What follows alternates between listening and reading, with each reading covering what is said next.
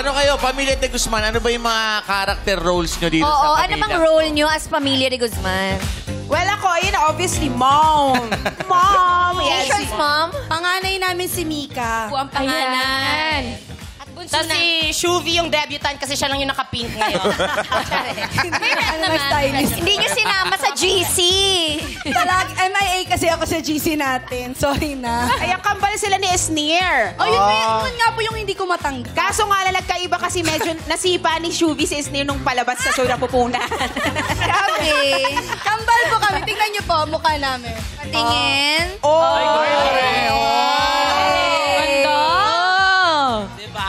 Maniniwala ka ba mga anak mo kami? Yes, naniniwala ako dyan. Ayan, oh.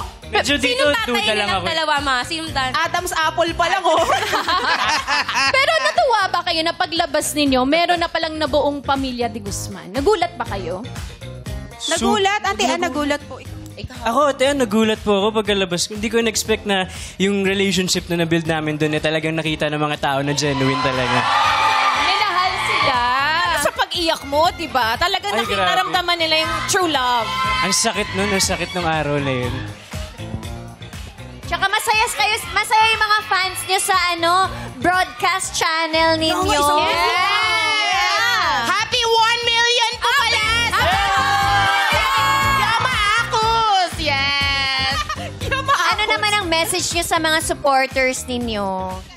Ayun, nagpapasalamat po kaming lahat sa patuloy na sumusuporta sa amin at nakikita po yung pagmamahal namin sa isa't isa, even sa outside world! You know what? And I think that's so important, no? Na parang ang samahan nila, hindi lang pang showbiz, hindi lang pang loob ng sa bahay ni Kuya, Yes. kundi pati sa labas. Tuloy-tuloy. Nagstay ng genuine ang kanilang pagsasamahan. Kaya congratulations! Yes.